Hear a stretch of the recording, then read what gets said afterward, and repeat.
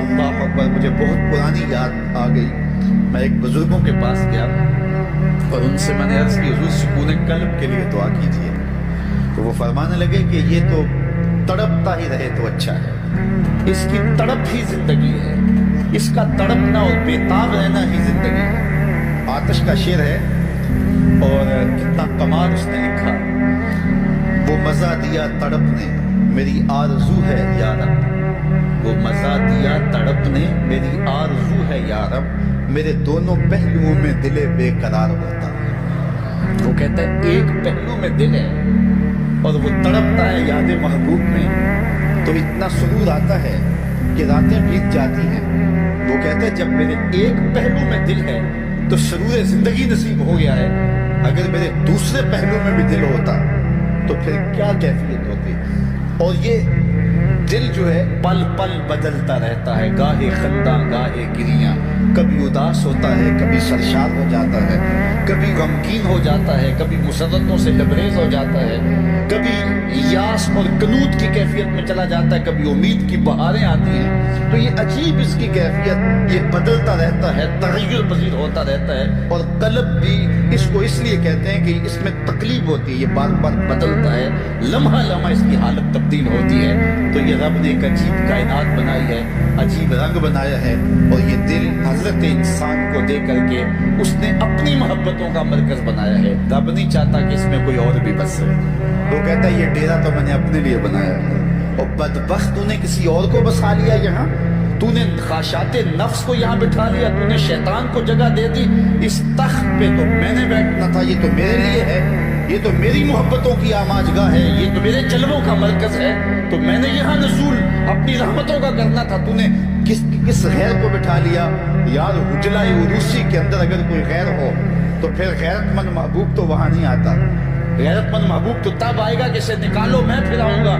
ख्वाहिशात को निकालो, हिर्स व हवा को निकालो, आरज़ू और तमन्नाओं को निकालो, दिल को पाकीज़ा मुसफ़्फ़ा सुथरा मुनव्वर और मुतहहर कर लो, और फिर आवाज़ दो मेरे मालिक हर तमन्ना दिल से रुखसत हो गई, अब तो आजा अब तो खलवत हो गई। फिर देखना उसके जलवे दिल पे कैसे बरसते हैं और कैसे अनवार उतरते हैं। दिल वही दिल है जिसमें दिल भर के डेरे में, और जो दिल भर की याद से खाली है वो दिल नहीं है, वो गोश्त का एक लोथड़ा है। और ऐसा लोथड़ा तो जानवर के बदन में भी होता है जो सिर्फ खून सप्लाई करता है।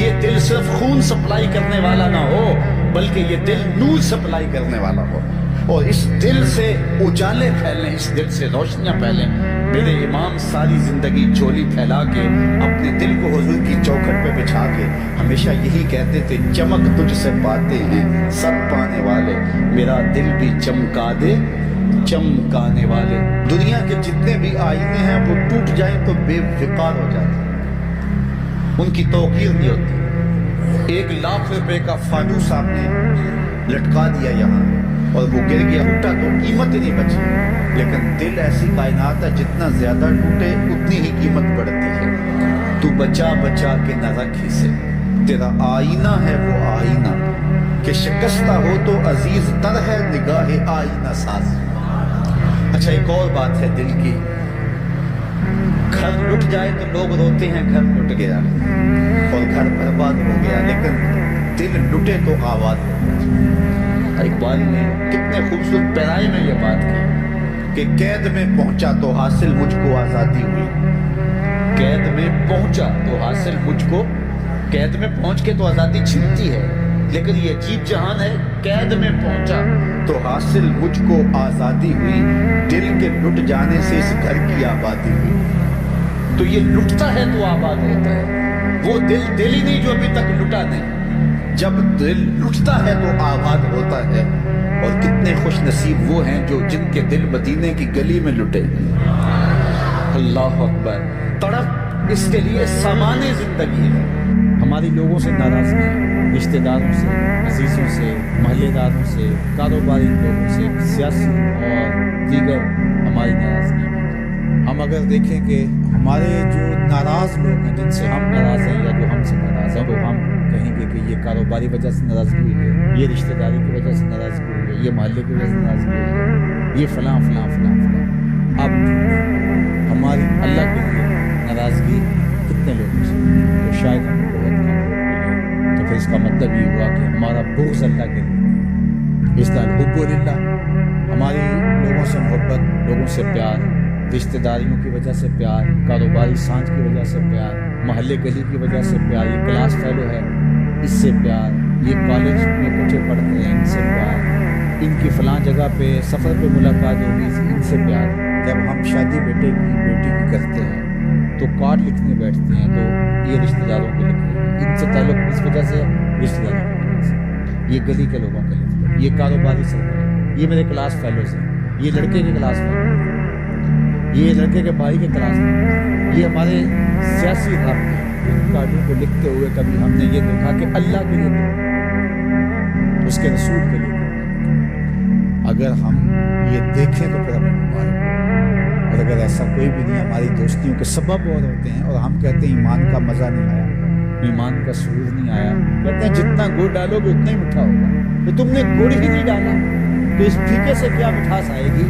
تو یہ گڑ تو تم نے ڈالنا تھا۔ احب الاعمال کا، افضل الاعمال کا، الحب فی اللہ والبغض فی اللہ، تمہاری لوگوں سے محبت بھی اللہ کے لیے، تمہاری لوگوں سے دشمنی بھی اللہ کے لیے۔ اللہ اکبر۔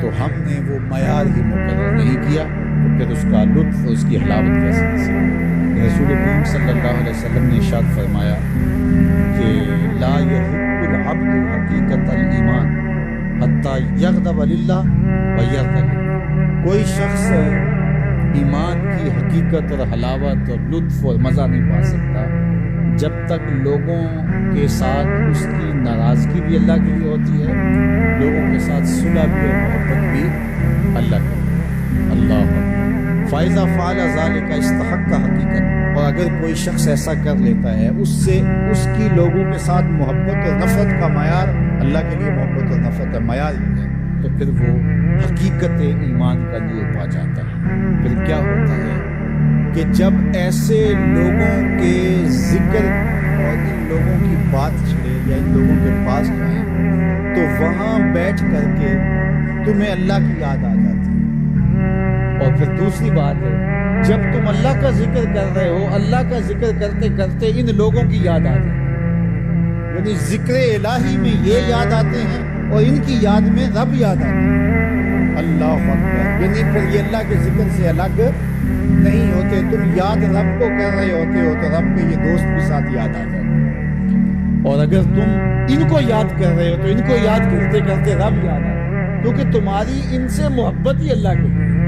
اسلام کی، دین کی، ایمان کی خوبصورت اور مضبوط کڑی یہ ہے کہ تم کسی سے پیار کرو